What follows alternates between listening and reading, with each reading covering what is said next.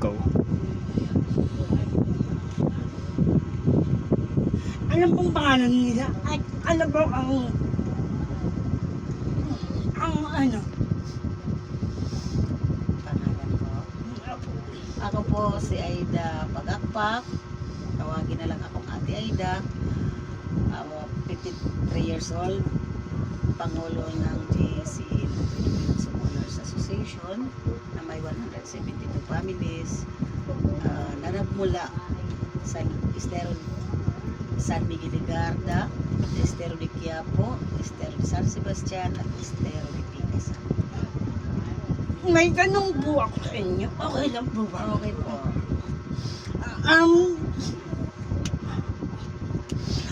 Paano po kumilos ang mga kababaihan sa inyong lugar? Dito sa aming lugar, ang mga halos ang member ng aming kabahay is mga kababaihan. Sa nakikita ko naman po, ang pagkilos po nila ay parang alintulad ng kalalakihan. Sila po ay marunong magtrabaho, lalo na doon sa pagkakakitaan, mga part-time, diskarte, pagkakapirahan, at the same time nakakapag-alaga ng kanilang mga anak, nakakapagpaaral, naghahatid sundo ng kanilang mga anak, at nakakapag-alaga sa pamilya. So, bilang isang Pangulo, paano mapapangalaga? Ay, paano mapaprotektahan po ba yung kababaihan? Dito sa aming lugar, ang kababaihan ay halos magkakilala kami lahat. Pagka mayroon pong mga problema na pag-uusapan at nagtutulungan, nagkakaintindihan, at bilang babae ka, babae ako, ang puso dapat magpakumbaba. May matapang, magpakumbaba ka kasi tayo ay isa lang, magkakapatid, magkakaibigan tayo. Manaig lagi sa puso natin ang magpakumbaba. May hanap buhay po ba yung kababaihan dito sa inyong lugar? Opo. Diskarte ng kababaihan dito, naglalabada, nagtitinda ng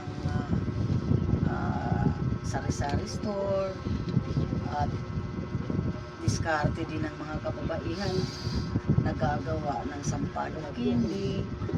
Yun ang ikinabubuhay ng mga anak, dagdag income doon sa mga asawa nilang lalaki.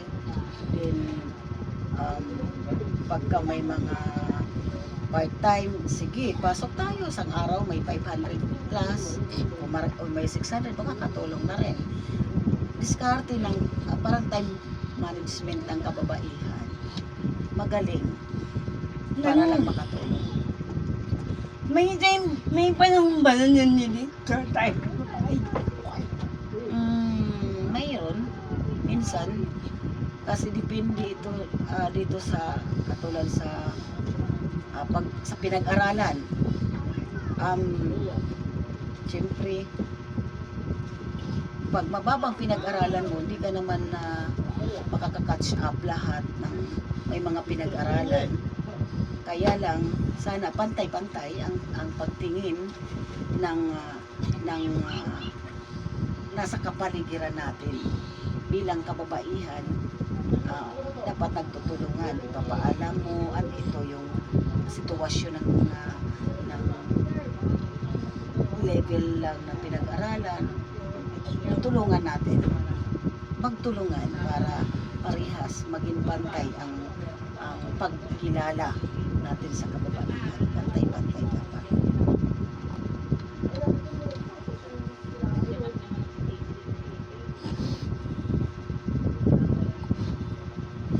Nabibigyan pa ng pantay na pagtingin yung kababaihan sa inyong lugar? Nabibigyan ng importansya ang kababaihan. Hindi. Dito sa aming lugar. Yes, kailangan. Kasi maging isa kang kahit isa kang babae lang. Huwag mo lang sabihin, isa lang akong babae. No, babae ako. Pero bilang ako ay babae, kaya kong gawin. Kaya ko mabuhay. Kaya kong lumaban kahit babae. Patungkol sa paghahanap buhay, sa pag-aalaga ng pamilya, pag-aalaga ng mga anak, hatid sundo ng mga anak, malaking gampanin ng babae, ilaw ng tahanan. Kung yung lalaki ay isa lamang naghahanap buhay, pag-uwi, pahinga na, ang babae 24 hours ang trabaho sa bahay, mga gawain ba? Kailangan bigyan ng importansya ang babae. Bilang ikaw ay Pangulo, paano ay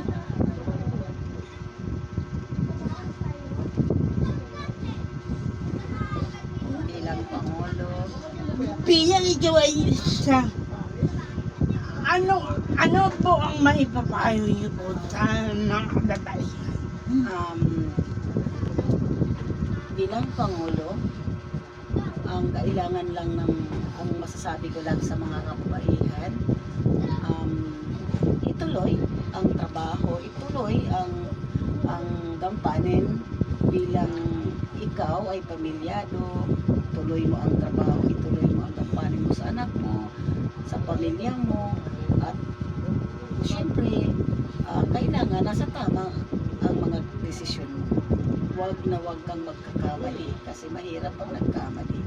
Kailangan pagsisisihan mo ang pagkakamali. Oo, ayan ay nakakapagbigay aral. Pero siyempre po bilang babae, kailangan makinig din pag pinapayuhan ka, at kailangan magbigay ka talaga ng respeto sa kapwa para may kapanatagan ang kalooban mo na.